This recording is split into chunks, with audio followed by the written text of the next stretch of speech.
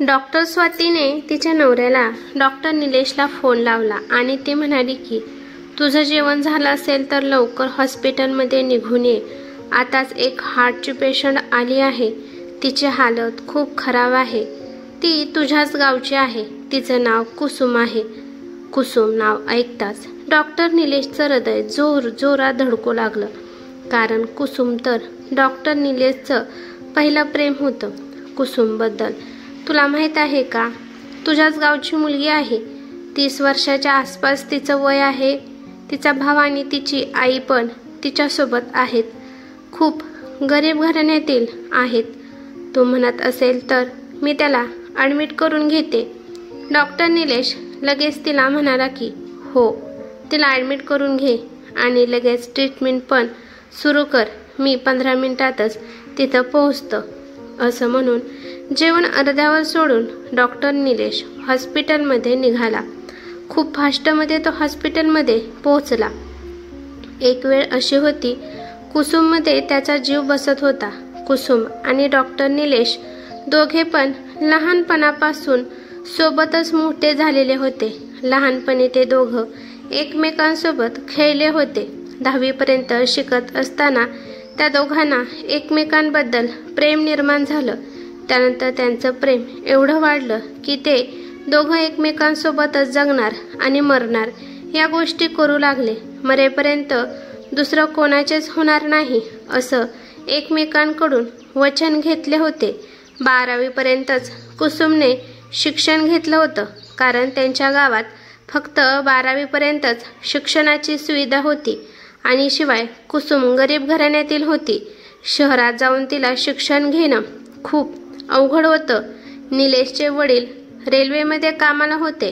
त्यामुळे निलेशची आर्थिक परिस्थिती चांगली होती. त्यामुळे 12वी झाल्यावर निलेश शहरात शिकायला गेला. पण जेव्हा पण निलेश गावाकडे येत होता तेव्हा निलेश आणि कुसुम गपचूप भेटत होते. आपण मरेपर्यंत एकमेकांची साथ द्यायची अशी अजून ते वचने देत होती. कुसुमला एक भाऊ आणि एक बहीण होती. कुसुम सगळ्यात मोठी होती.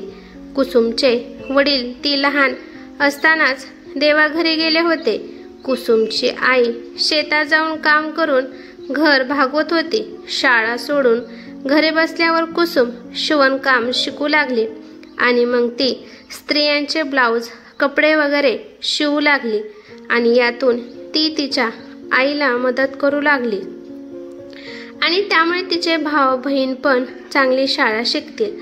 असेच दिवस चालू होते. निलेशने त्याचं शिक्षण पूर्ण केलं आणि डॉक्टर बनण्यासाठी निलेश मुंबईला निघून गेला आणि त्यानंतर निलेशचा पूर्ण परिवार मुंबईमध्ये जाऊन शिफ्ट झाला होता. मुंबईला जाण्याआधी निलेश कुसुमला भेटला होता आणि तो कुसुमला म्हणाला होता की माझी वाट बघत बस. मी जसा डॉक्टर होईल तसा मी तुला माझी बायको म्हणून माझ्या घरी घेऊन जाणार आहे. अशा प्रकारे निलेश तिला त्याची वाट पाहण्यासाठी सांगून मुंबईला निघून जातो. इकडे कुसुम प्रत्येक क्षणी निलेशच्याच आठवणीत रमलेली असायची. तिची दिवसाची सुरुवात निलेश या नावानेच व्हायची आणि संध्याकाळ पण निलेशनेच व्हायची. पण जसा निलेश मुंबईला गेला तसा तो गावी माघारी आला नाही. मुंबईमध्ये निलेशची ओळख स्वातीसोबत झाली. ती पण निलेशसारखीच MBBS करत होती. स्वाती खूपच मोठ्या परिवारामधली होती. स्वातीचे वडील पण डॉक्टर होते आणि त्यांचं खूप मोठं हॉस्पिटल पण होतं. स्वाती तिच्या वडिलांची एकुलती एक मुलगी होती.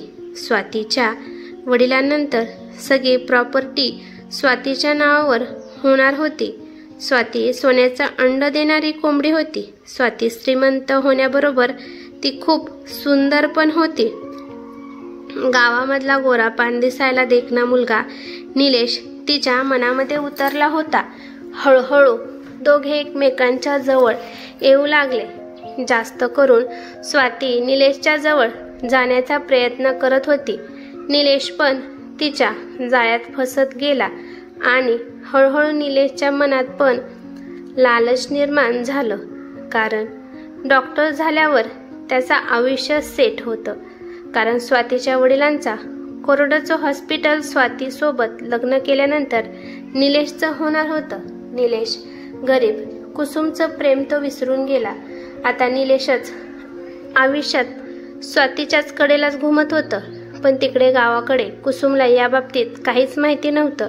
ती एक दिवस कसं तरी घालवत होती. बघता बघता 5 वर्ष निघून गेली, तरी पण निलेश माघारी आला नव्हता. अजून 2 वर्ष गेली, परंतु निलेश कुसुमकडे आला नाही. एक दिवस कुसुमला कळाली की निलेशने लग्न करून त्याचं घर बसवलं आहे. त्या दिवशी ती खूप रडली. जेव्हा तिला हे सहन झालं नाही, ती मुंबईला निलेशला भेटायला गेली. कुसुमला निलेश हॉस्पिटलमध्येच भेटला. कुसुमला पाहून निलेश खूप घाबरला. निलेश कुसुमला एकांतात घेऊन गेला आणि तिची माफी मागू लागला. "सॉरी अगं, मी तुला दिलेलं वचन निभावू शकलो नाही." तेव्हा उदास चेहऱ्याने कुसुम त्याला म्हणाली की "परंतु मी माझं वचन मी निभावणार आहे. आयुष्यभर तुझी बनून मी राहणार असं मी वचन घेतलं होतं. तुझे तर मी बनवू शकली नाही, पण माझ्या आयुष्यात दुसरं कोणीच येणार नाही." निलेश तिच्याकडे आश्चर्याने पाहत बसला आणि म्हणाला की "विनाकारण वेडी बनू नकोस. डोंगरा एवढं आयुष्य तू कसं काढणार आहेस?" कुसुम त्याला म्हणाली की "आमच्या गरिबाच्या आयुष्यात आम्ही जास्त स्वप्ने पाहत नाही. सकाळ संध्याकाळ जेवण भेटलं तर आम्हाला रात्री बिनधास्त झोप लागते. असंच एक दिवस घालवलं तर आयुष्य पण निघून जाईल." निलेश म्हणाला की "आयुष्यभर एकटे राहून मला शिक्षा देणार आहेस का?" कुसुम त्याच्याकडे रागाने पाहत म्हणाली की "मी माझं आयुष्य कसं पण जगणार आहे, परंतु तू तुझ्या मनात कोणतंच ओझं ठेवू नकोस. तू खूप मेहनत करून डॉक्टर बनला आहेस, त्यामुळे तुझी बायको पण तुझ्यासारखी शिकलेली हवी होती आणि तशी तुला मिळाली पण आहे. असं पण आमच्या आयुष्यात सुख लिहिलेलंच नसतं. तू फक्त मला खोटी स्वप्ने दाखवली." ती माघारी जाण्यासाठी निघाली. तेव्हा निलेश तिला म्हणाला की "हे बघ कुसुम, तुझ्यासाठी मी मुलगा शोधतो. तुझ्या लग्नात मी खूप पैसे खर्च करेन, पण प्लीज लग्न कर." कुसुम माघारी वळाली आणि निलेशच्या डोळ्यात डोळे घालत म्हणाली की "असा विचार स्वप्नात सुद्धा करू नकोस. माझ्या मनात मी तुला जागा दिली होती, परंतु या मनात मी दुसऱ्या कोणाला शिरून माझं मन मी घाण करणार नाही. तू माझ्यासोबत टाइमपास केला असेल, परंतु या कुसुमने तुझ्यासोबत खरं प्रेम केलं आहे. Good bye." असं म्हणून कुसुम तेथून निघून गेली. त्या दिवशी तर कुसुम निघून गेली, परंतु निलेशच्या मनात ती एक ओझं सोडून गेली होती. तिला भेटलेले 7-8 वर्ष निघून गेले असतील, तरी पण निलेशच्या मनातील काही केल्या ओझं कमी झालं नाही. निलेश जेव्हा पण एकटा बसलेला असायचा, तेव्हा त्याच्या मनात कुसुमचा विचार नेहमी येत असायचा. त्याला भास होत होता की कुसुम त्याला बोलवत आहे आणि ती म्हणत आहे की "आज पण मी तुझी वाट पाहत आहे. तू माझ्याकडे येणार का?" निलेश कधीच त्याच्या गावाकडे गेला नाही, पण तो त्याच्या मित्रांकडून गावातील प्रत्येक खबर ठेवत होता. त्याला माहीत होतं की कुसुमने तिच्या भावाचं आणि बहिणीचं लग्न लावून दिलं आहे, परंतु ती अजून पण कुमारी राहिली आहे. पण त्याला आता कुसुमला भेटण्याच्या या विचाराने त्याला भीती वाटत होती. निलेशला स्वतःचीच घृणा वाटत होती. खरं तर निलेश हार्टचा डॉक्टर होता, परंतु एक कोमल हृदय तोडलेलं पाप त्याच्यावर होतं. तो नेहमीच कुसुमपासून लांब राहण्याचा प्रयत्न करत होता. पण अचानक पेशंट म्हणून कुसुम आज त्याच्या हॉस्पिटलमध्ये आली होती. डॉक्टर निलेश खूप तातडीने हॉस्पिटलमध्ये पोहोचले. त्याची बायको स्वाती त्याला रिसेप्शनवरच भेटली. कुसुमला ॲडमिट केलं आहे आणि डॉक्टर अंजली तिला पाहत आहे. तिची हालत खूप खराब आहे. तिला पाठोपाठ 2 अटॅक आले आहेत. आश्चर्य या गोष्टीचा आहे की या अवस्थेत सुद्धा ती जिवंत आहे. कारण पेशंट एवढ्या ब्लॉकेजनंतर जिवंत राहू शकत नाही. डॉक्टर निलेश पळतच कुसुमच्या वार्डकडे निघाला. वार्डच्या बाहेर कुसुमची आई आणि तिचा छोटा भाऊ बसले होते. डॉक्टर निलेशला पाहताच तिची आई त्याला म्हणाली की, आलास का निलेश बाळा? काही पण करून तिला वाचव. गावातल्या डॉक्टरांनी तर ती वाचणार नाही म्हणून आम्हाला सांगितलं आहे, परंतु त्यांनी आम्हाला मोठ्या हॉस्पिटलमध्ये घेऊन जायला सांगितलं होतं. पण बाळा, माझ्यापाशी एवढे पैसे नाहीत, त्यामुळे आम्ही इथे आलो आहे. डॉक्टर निलेश म्हणाला की, तुम्ही काळजी करू नका, मी आहे, मी सगळं हँडल करतो, पैशाचं टेन्शन घेऊ नका, असं म्हणून तो आतमध्ये गेला. डॉक्टर अंजली त्याला बघताच म्हणाली की, बरं झालं सर तुम्ही आला. मी हिला इंजेक्शन दिलं आहे, मी हिच्या काही टेस्टसुद्धा केल्या आहेत, परंतु अजून हिचा श्वास व्यवस्थित होत नाही.